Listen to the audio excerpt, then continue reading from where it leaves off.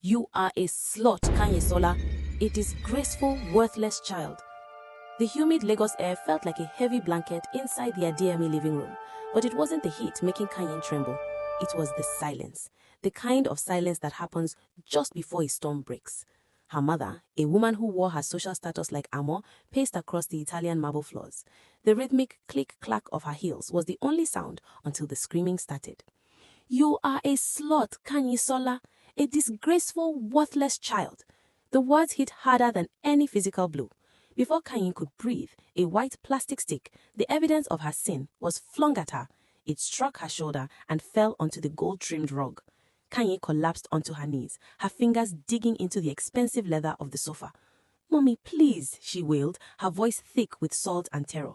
"I thought he loved me. I thought we were starting a life."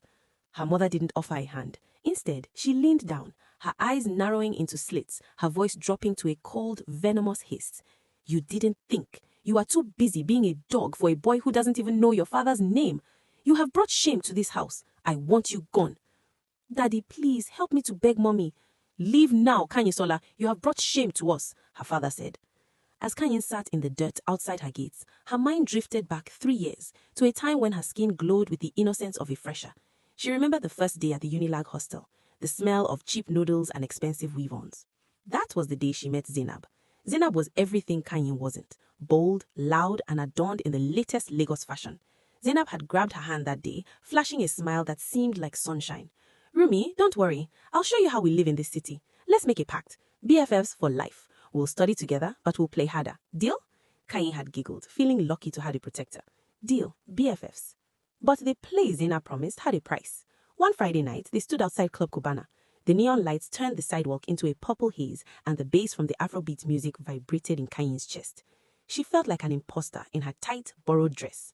Then a matte black G-Wagon pulled up, parting the crowd like the Red Sea. Toby stepped out. He was the definition of a Lagos big boy, effortless, wealthy, and radiating power. Zainab leaned in, whispering urgently, "Kanyi, look, that's Toby. If you can catch him, you've made it. Don't be a local girl. Smile." Zainab had tried to position herself in his line of sight, but Toby didn't even glance her way. He walked straight toward the shy girl in the corner. He stopped in front of Kanyi, his eyes scanning her face with a look that felt like a warm embrace. "You're too beautiful to be looking this scared," he murmured. "What's your name?" In that moment, Kanyi felt the world shift. She didn't see the red flags. She only saw the golden light of his attention. The months that followed weren't filled with the luxury Kanyi expected. Slowly, Toby's love revealed its true form: labor. The G-Wagon rides were replaced by hours spent in his luxury flat, but she wasn't there as a queen. She became a ghost in his house.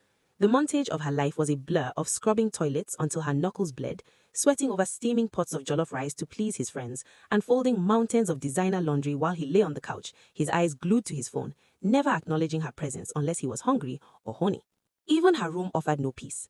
Zainab would sit across from her nails freshly done, her hair changed every week. "Kanyi, look at you," Zainab would sneer, loud enough for other students to hear.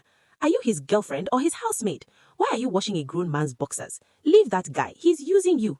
Kanyi would pull her cardigan tighter to hide her exhaustion. "He loves me, Zainab. He's just busy with business. I'm building a home with him." She believed her own lies because the alternative, that she was being discarded, was too much to bear.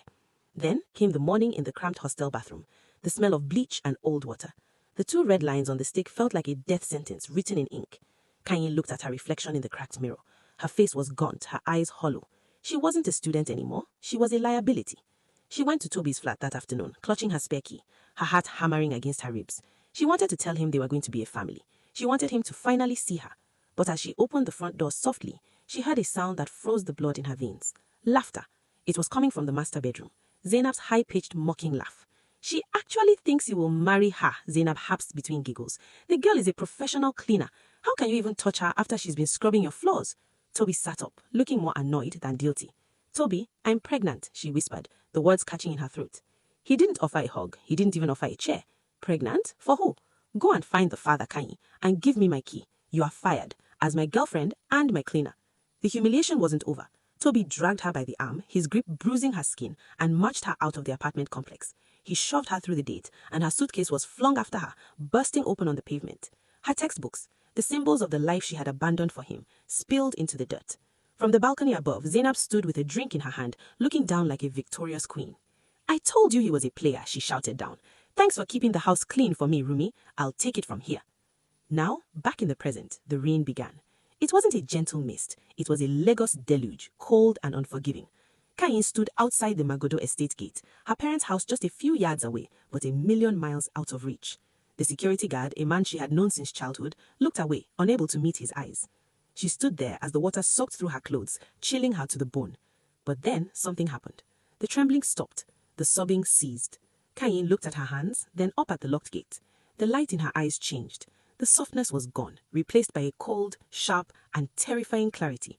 She realized that everything she had lost, her home, her school, her reputation, had been the price of her education.